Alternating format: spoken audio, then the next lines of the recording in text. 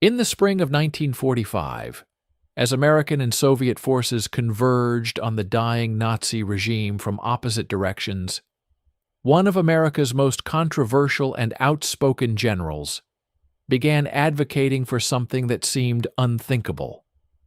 General George S. Patton, fresh from leading the Third Army in its spectacular drive across France and into Germany, started arguing that the Allies should immediately turn their weapons against their Soviet allies.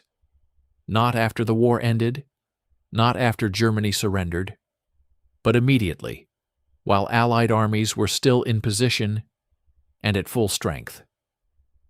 Patton wanted to attack the Soviet Union, and he wanted to do it before the Germans had even been defeated. This proposal, which Patton would continue to advocate until his death in December 1945, was rejected by Supreme Allied Commander Dwight Eisenhower and by the American political leadership. But was Patton right? Was he a visionary who saw the Cold War coming before anyone else? Or was he a dangerous warmonger whose reckless proposals could have led to catastrophe? The story of Patton's advocacy for war with the Soviets reveals deep tensions within the Allied coalition and raises profound questions about the immediate post-war period. To understand why Patton wanted to attack the Soviets, we need to understand what he was seeing on the ground in Germany in the spring of 1945. As the Third Army advanced eastward, Patton's forces were encountering evidence of Soviet behavior that disturbed him profoundly. Refugees were flooding westward from areas occupied by the Red Army, telling stories of rape, murder, and wholesale looting by Soviet soldiers. German civilians, who had been taught to fear the Bolshevik menace, were terrified of falling under Soviet control and were desperately trying to reach American or British lines. Patton, visiting newly liberated areas and concentration camps, was confronted with the full horror of Nazi crimes, but he was simultaneously becoming aware of Soviet actions that he found almost equally disturbing. Patton's background and personality made him particularly receptive to anti-Soviet views. He was a conservative, an anti-communist, and someone who had never trusted the Soviet alliance. He had opposed cooperation with the Soviets from the beginning, viewing them as barbaric and treacherous. His views were shaped by his own prejudices, by reports from his intelligence officers, and by what he personally witnessed. He saw Soviet soldiers as undisciplined and brutal. He saw Soviet political officers as sinister commissars imposing totalitarian control. And he saw in the Soviet occupation of Eastern Europe the replacement of one tyranny with another. By April 1945, as American and Soviet forces made contact along the Elbe River, Patton was becoming increasingly vocal in his anti-Soviet views. He argued in meetings with other American commanders that the Soviet Union represented a long-term threat to the United States and to Western civilization. He believed that the Red Army, despite having been an ally against Hitler, was fundamentally hostile to American interests, and he began to propose what many considered a radical and dangerous course of action. The United States, he argued, should keep its armies in Europe at full strength, should rearm German prisoners of war, and should launch an immediate offensive against Soviet forces in Eastern Europe before they had time to consolidate their positions. Patton's proposal was not a casual suggestion made in the heat of the moment. He advocated for it repeatedly, in various forms, to anyone who would listen. He raised it with Eisenhower, with visiting politicians and journalists, and with his own staff officers. His argument had several components. First, he believed that the Soviet Union intended to dominate all of Europe, and that Stalin's promises about free elections in Eastern Europe were worthless. Second, he argued that the Western Allies had a window of opportunity while their armies were mobilized and in position, a window that would close once demobilization began.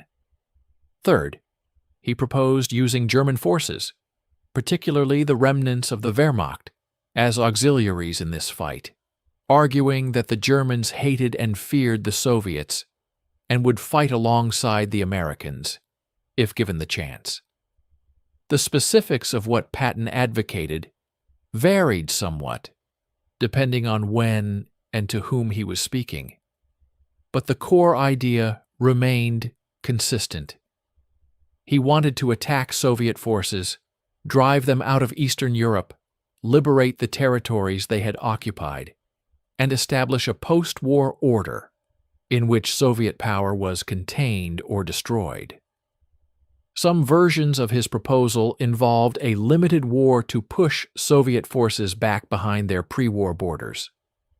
Other versions suggested a more ambitious campaign to destroy Soviet military power entirely, and perhaps even overthrow Stalin's regime. In all versions, Patton's plan required using Allied military superiority immediately, before the United States demobilized and before the Soviets could consolidate their control over occupied territories. Patton's proposals were based on several assumptions about military capabilities. He believed that American and British forces, with their superior training, equipment, and logistics, could defeat the Red Army in a direct confrontation. He noted that Soviet forces, while numerous, were exhausted from 4 years of brutal warfare against Germany. He observed that Soviet supply lines were stretched thin and that the Red Army's equipment, while adequate, was inferior to American materiel in many respects. He also believed that the American monopoly on atomic weapons, though the bomb had not yet been used and its full potential was not yet proven, would give the United States a decisive advantage in any conflict with the Soviets. However, Patton's analysis contained significant flaws and blind spots. He consistently underestimated Soviet military capabilities and overestimated American advantages.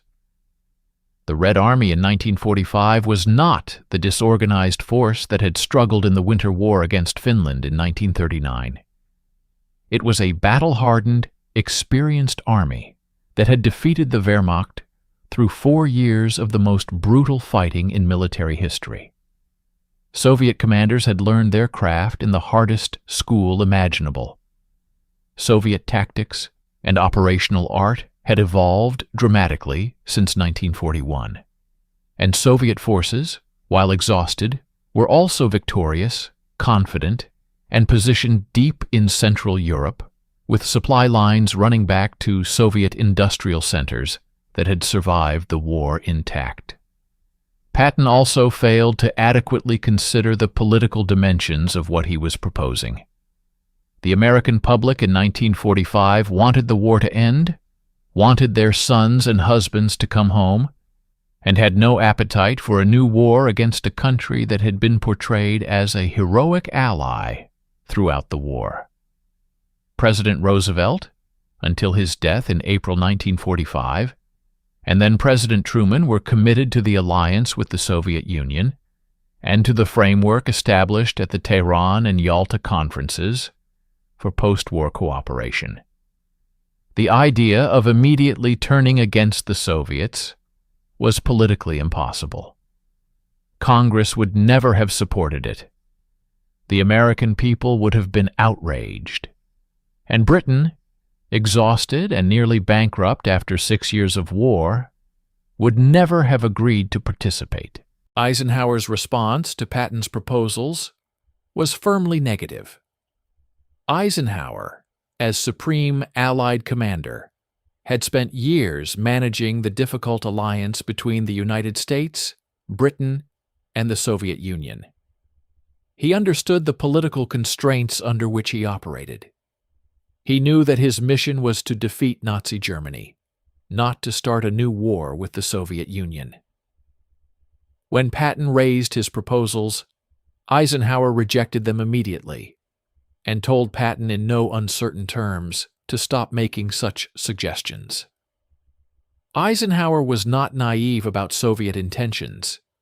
He had his own concerns about Soviet behavior and Soviet post-war plans. But he believed that those concerns had to be addressed through diplomacy and political pressure, not through military action. The tension between Patton and Eisenhower over this issue was part of a longer-standing, complicated relationship. Eisenhower recognized Patton's brilliance as a battlefield commander, but was frequently exasperated by his indiscipline, his tendency to speak without thinking, and his political tone-deafness. Eisenhower had already had to reprimand Patton multiple times during the war for various infractions, including the infamous incident in Sicily, where Patton slapped 2 soldiers suffering from combat fatigue. The proposal to attack the Soviets was another example of Patton going far beyond his authority and speaking publicly about matters of grand strategy that were not his to decide. Other American commanders had varied reactions to Patton's views. Some shared his concerns about Soviet intentions, but disagreed with his proposed solution.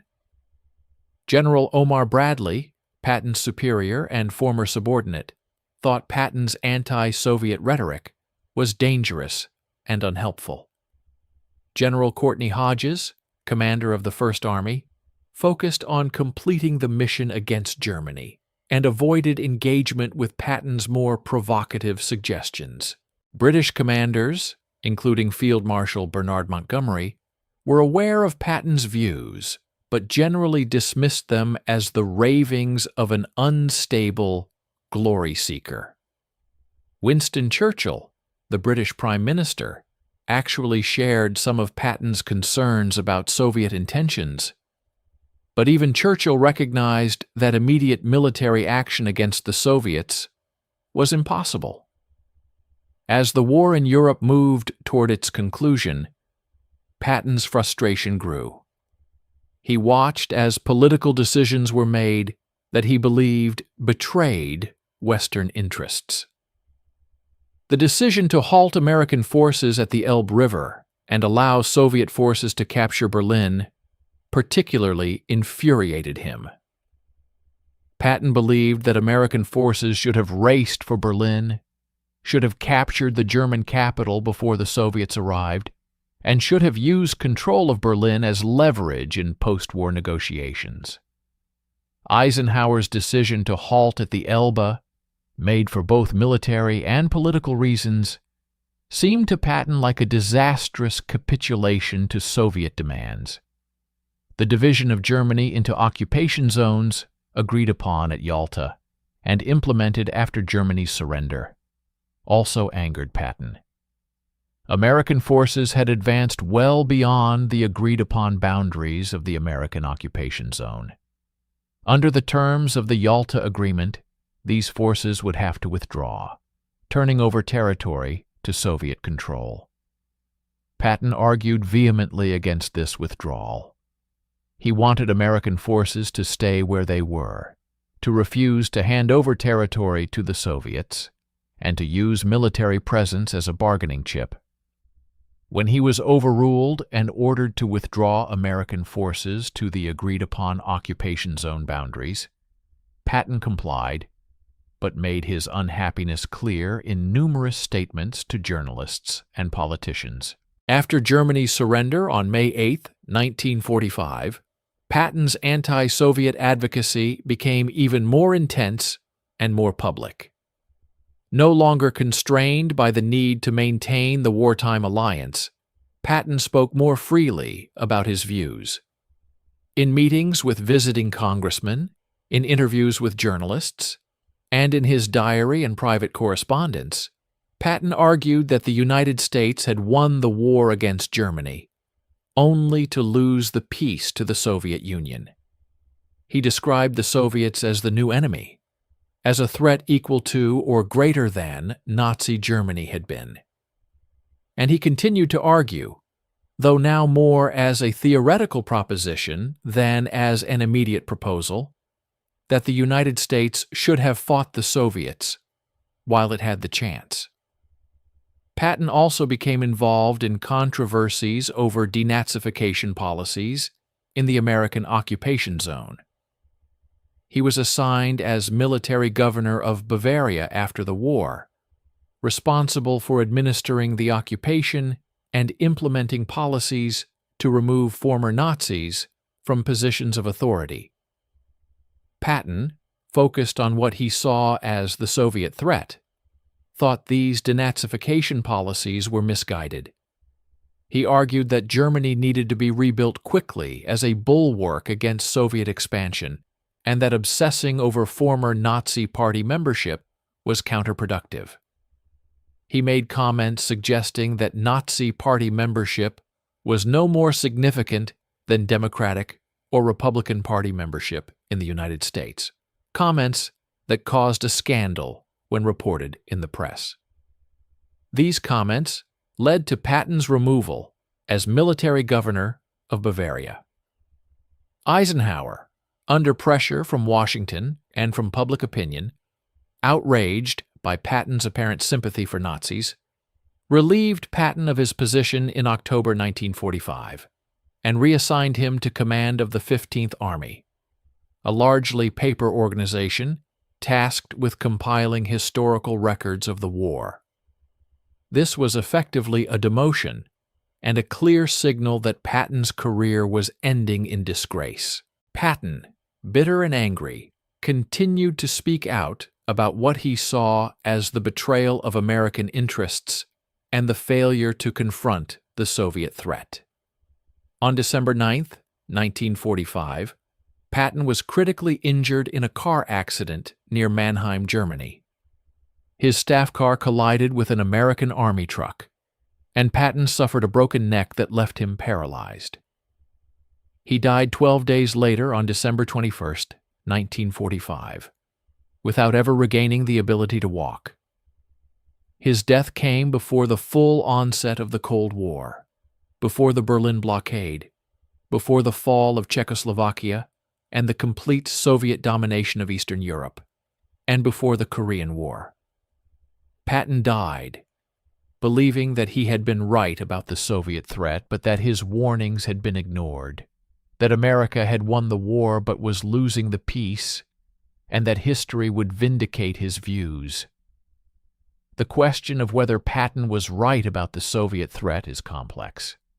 In one sense, he was clearly correct that the Soviet Union posed a long-term challenge to American interests. Stalin had no intention of allowing free elections in Eastern Europe. The Soviet occupation of Eastern European countries led to the establishment of communist regimes and the creation of the Iron Curtain that would divide Europe for 45 years. The Cold War that Patton predicted did indeed occur, consuming enormous resources and bringing the world to the brink of nuclear annihilation on several occasions. Patton saw this coming before most American leaders were willing to acknowledge it. However, being right about the nature of the Soviet threat does not mean Patton was right about the solution. His proposal to attack the Soviet Union in 1945 was militarily risky, politically impossible, and morally questionable. A war between the United States and the Soviet Union in 1945 would have been catastrophic. The Red Army, despite Patton's dismissive assessment, was a formidable force that had just defeated the Wehrmacht. Soviet forces outnumbered Western Allied forces in Europe significantly. While American forces had advantages in equipment and logistics, those advantages were not decisive enough to guarantee victory in a continental war against the Soviets. The military realities of such a conflict would have been grim. The Red Army in 1945 numbered over 11 million men under arms. American and British forces in Europe, even before demobilization began, numbered fewer than 4 million combined. Soviet forces were battle-hardened, motivated by years of fighting for survival against Germany, and commanded by experienced officers who had learned to conduct large-scale armored operations. American forces, while well-equipped and well-trained, were exhausted from their own campaigns and were expecting to go home, not to start a new war. The logistical challenges of sustaining an offensive deep into Eastern Europe or into Soviet territory would have been immense. Patton's suggestion to rearm German prisoners of war and use them as auxiliaries in a war against the Soviets was particularly problematic. German forces had just been defeated after a war in which they committed unprecedented atrocities. The idea of rearming them and using them to fight the Soviets, only months after VE Day, would have been politically explosive and morally indefensible. How could the United States justify fighting alongside forces that had recently operated concentration camps, conducted the Holocaust, and devastated Europe? The propaganda value to the Soviets would have been enormous, allowing Stalin to portray the conflict as a continuation of the war against fascism with the United States, now allied with the Nazis. The atomic bomb, which Patton thought would give the United States a decisive advantage, was not the war-winning weapon in 1945 that it might seem in retrospect. In August 1945, the United States possessed exactly 2 atomic bombs, the 2 that were dropped on Hiroshima and Nagasaki. Production of additional bombs was slow. It would be months before more bombs became available.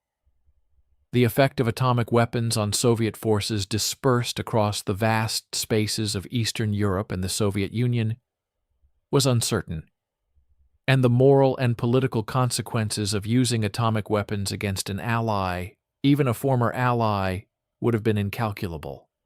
The precedent would have normalized nuclear warfare in a way that might have led to catastrophic consequences later. The political impossibility of Patton's proposal cannot be overstated. President Truman, who had just assumed office after Roosevelt's death, was committed to the United Nations framework and to post-war cooperation with the Soviet Union. The American public had been told throughout the war that the Soviet Union was a heroic ally. Suddenly, attacking the Soviets would have required a massive propaganda effort to reverse years of pro-Soviet messaging. Congress, which would have to declare war, would never have supported such a move. Britain, America's closest ally, was exhausted and desperate for peace. Churchill might have been sympathetic to confronting Soviet power, but the British public and the British military were in no condition to fight another major war. The consequences of a war between the Western Allies and the Soviet Union in 1945 are difficult to calculate, but would likely have been devastating. Even if American and British forces had achieved initial successes, pushing Soviet forces back from their advanced positions in Central Europe, a sustained conflict would have required fighting deep into Eastern Europe and potentially into Soviet territory. The Soviet Union's vast spaces, large population, and willingness to accept enormous casualties would have made such a campaign extremely difficult. The war could have lasted years, consumed millions of lives, and potentially ended with the use of atomic weapons on a scale that would have made Hiroshima and Nagasaki look restrained by comparison. There is also the question of what such a war would have been fighting for. Patton spoke about confronting Soviet power and liberating Eastern Europe. But what would post-war arrangements have looked like if the Western Allies had defeated the Soviet Union? Would the United States have occupied Russia? would there have been an attempt to overthrow Stalin's government and install a democratic regime? The occupation of Germany and Japan, relatively small and defeated countries, was already stretching Allied resources. The idea of occupying and attempting to democratize the Soviet Union was fantastical. Yet despite all these arguments against Patton's proposal, his core insight about Soviet intentions was correct. Stalin had no intention of withdrawing from Eastern Europe. The agreements reached at Yalta about free elections were violated almost immediately.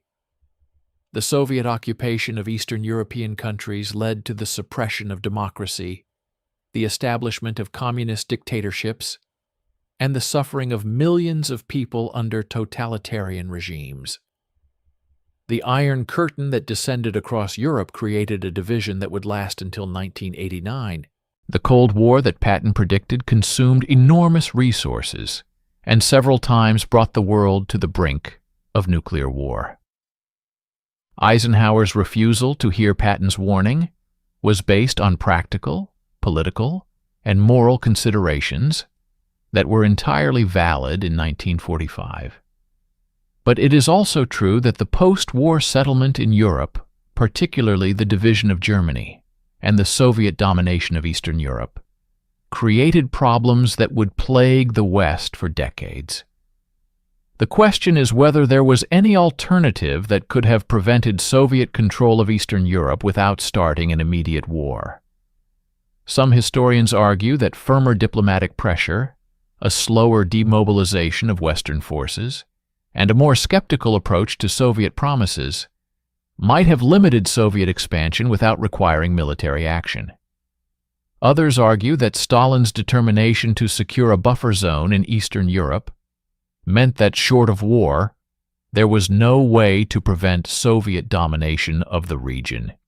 Churchill famously delivered his Iron Curtain speech in March 1946, just months after Patton's death, warning of Soviet expansion and calling for Western unity against the communist threat. Churchill's speech is often seen as marking the beginning of the Cold War's ideological phase. But Churchill, unlike Patton, was not calling for immediate military action against the Soviets. He was calling for diplomatic and political measures to contain Soviet power, for Western unity, and for a position of strength from which to negotiate with Stalin. This approach, eventually formalized as the policy of containment, became the foundation of American Cold War strategy. Patton's advocacy for attacking the Soviets can be seen as an early, crude version of the arguments that would later be made by Cold War hawks. His insight that the Soviet Union was not truly an ally, but rather a temporary partner against a common enemy, was correct. His prediction that Soviet expansion would create long-term problems for the West was accurate. But his proposed solution, immediate military action, was impractical and potentially catastrophic. The containment policy that eventually emerged, while imperfect and costly, at least avoided a direct military confrontation that could have led to the use of nuclear weapons and potentially to human extinction. There is also a counterfactual question worth considering. If the Western Allies had followed Patton's advice and attacked the Soviets in 1945, and if such a war had gone badly, what would the consequences have been? A Soviet victory in such a conflict could have led to Soviet domination not just of Eastern Europe, but of all of Europe. American forces might have been driven from the continent entirely. The use of atomic weapons by the United States might have been ineffective or might have provoked Soviet retaliation through conventional means that overwhelmed remaining Western forces. The post-war world could have been far worse than the Cold War division that actually occurred. Patton's personal characteristics also played a role in how his proposals were received. He was known for impulsive statements, for speaking before thinking, and for advocating extreme positions. His credibility was damaged by previous incidents, including the slapping incident in Sicily and his problematic statements about denazification. When someone with Patton's reputation for recklessness and poor judgment advocates for starting a war with a former ally, it's easy for decision-makers to dismiss the proposal even if there are valid concerns underlying it. A more measured diplomatic figure making similar arguments might have been taken more seriously, though likely still rejected. The broader lesson from Patton's advocacy for war with the Soviets is about the difficulty of transitioning from wartime alliance to post-war competition. The United States, Britain, and the Soviet Union were always uneasy allies, united only by their common enemy in Nazi Germany. Once that enemy was defeated, the underlying tensions and contradictions in the alliance quickly surfaced. How to manage this transition, how to shift from cooperation to competition without either surrendering vital interests or starting a new catastrophic war, was the challenge facing Western leaders in 1945. They chose a path of attempting continued cooperation while preparing for potential conflict, a path that eventually evolved into the Cold War strategy of containment. Patton died before he could see how the Cold War developed, before he could see whether his predictions about Soviet behavior were vindicated. In the decades after his death, Patton became a controversial figure, admired by some as a visionary who saw the Soviet threat early and advocated for confronting it, criticized by others as a dangerous warmonger whose proposals could have led to disaster. His reputation has been shaped by books, films, and political debates about the Cold War and about American foreign policy. Different generations and different political perspectives have found different lessons in Patton's advocacy for war with the Soviets. For some, Patton represents the road not taken, the opportunity missed to confront Soviet power, when the West had advantages in military technology and before the Soviets developed atomic weapons. This view suggests that Patton was right, that Eisenhower and Truman made a mistake by not listening to him, and that the Cold War could have been avoided or won more decisively if the West had acted in 1945. This interpretation has been popular among conservative critics of containment policy, who believe the Cold War was fought too defensively and should have been won more aggressively. For others, Patton represents the danger of military leaders who fail to understand political realities and who advocate for military solutions to problems that require diplomatic and political approaches.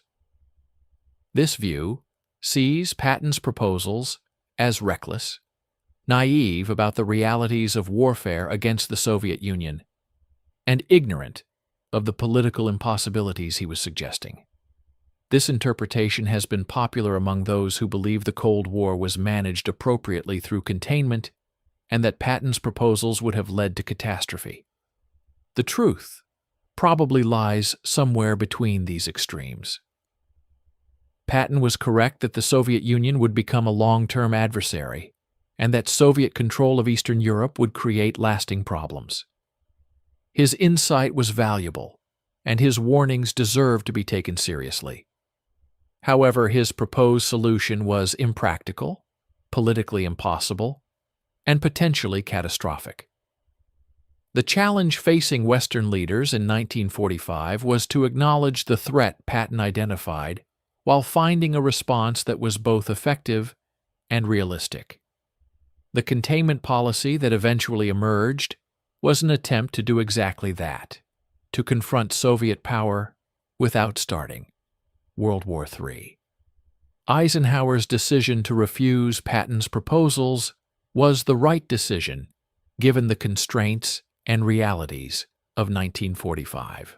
But Eisenhower and other Western leaders could perhaps have been more skeptical of Soviet promises, firmer in their diplomatic negotiations, and more cautious about demobilizing too quickly.